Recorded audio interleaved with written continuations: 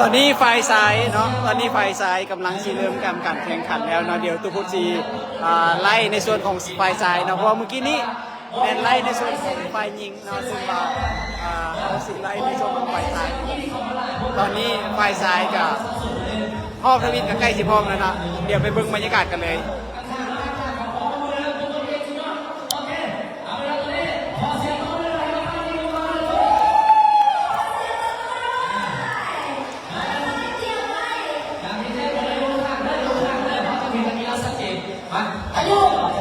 ดันกันมาได้ดันกันมาได้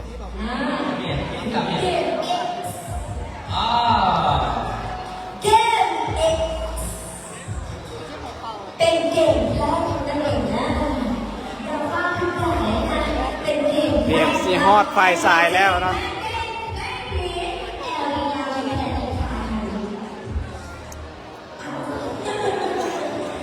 เขาจะเป็นการแข่งขันนอกห้องหนึ่งเราจะเต่าอยู่10 กลุ่มยังบัวทันได้เริ่มดมก่อนนะซ่อมไหมไอ้ซ่อมไหมซ่อมกันซ่อมทุกอย่างดมแล้วท่านแต่ว่าอยู่ก่อน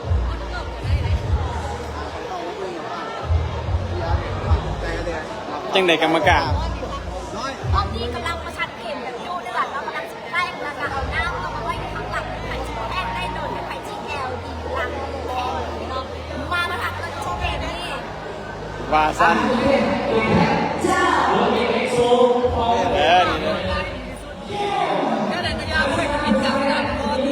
30 วิปะ30 วิปะ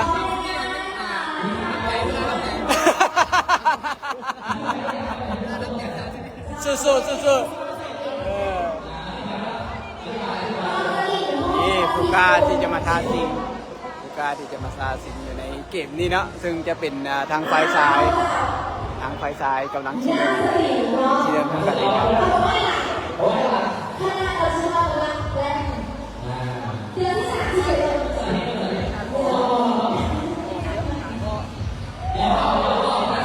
แต่ว่าเห็นว่าการกรรมการเพิ่นสิเปลี่ยนเนาะเพิ่นสิเล่นเกมก่อนเนาะเพิ่นสิเล่นเกมก่อนโดยการแข่งขันการแพล่งเนาะผู้ใดสิแพล่ง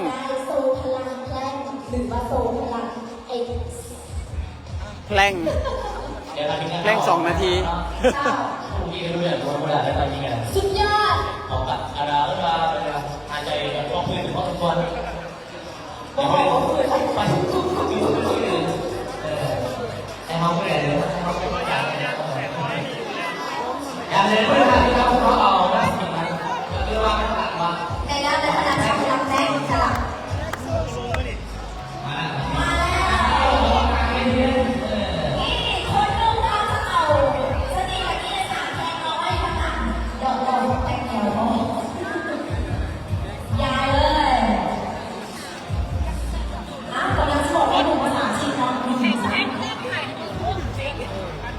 มึงอะไรไปนะตัวอะไรไปนะโกสู้เขาจะรอโกสู้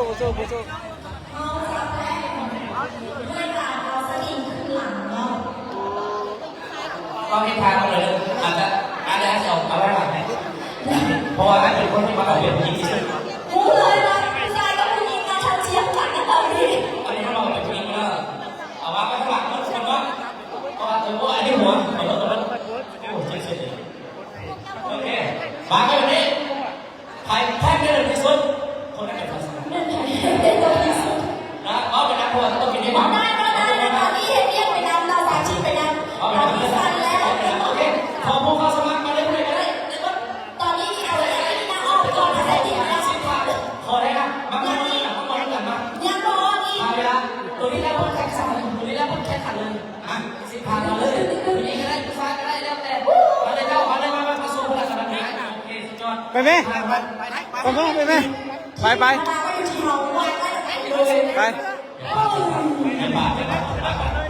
โอเคมาเลย10 ผ่านเด้อไปเลย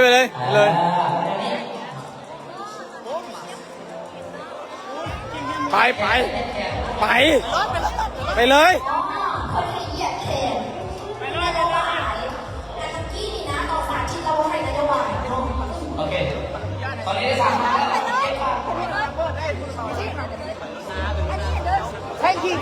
ranking มาเลย ranking ranking go go go go ranking วันนี้ในการจัดที่เป็นแรกเป็นตัวเวลาต่อไปนี้ทางประเทศเราวางให้เป็นการเขียนแผน สองสาม ข้ามบุเคียวเด้อแจ็คนาทีก็ได้ เอาเลยมาเลยเข้ามาเลย ไทยยังเข้านะ 2 4 6 7 8 9โอเคอีก1 5อีก1 5โอเคโอเคครับ2 4 6 8 9 10พอดีพอดี10ครบแล้วเอาทีมงานของเราเป็นหลักเลยเด้อเนี่ยเราจะอธิบายกันนะครับพอละเอียดให้มันรู้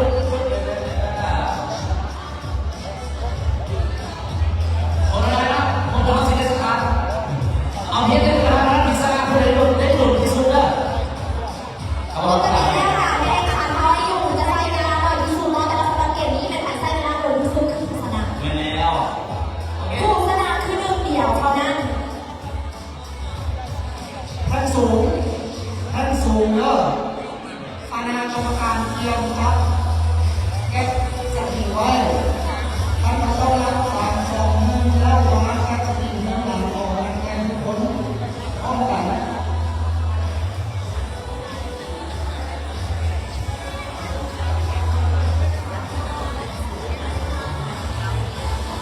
เป็นตัวบ้าน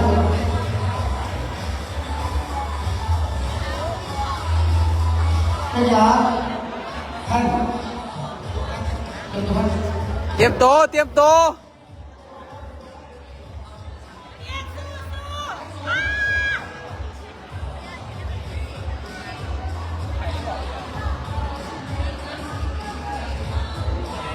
เดี๋ยวเขาจะเอาสติไป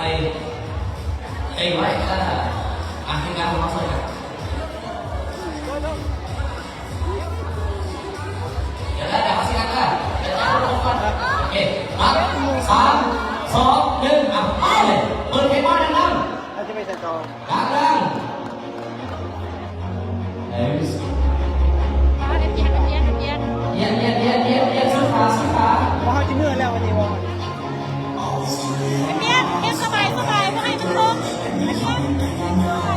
บคุณนะ เ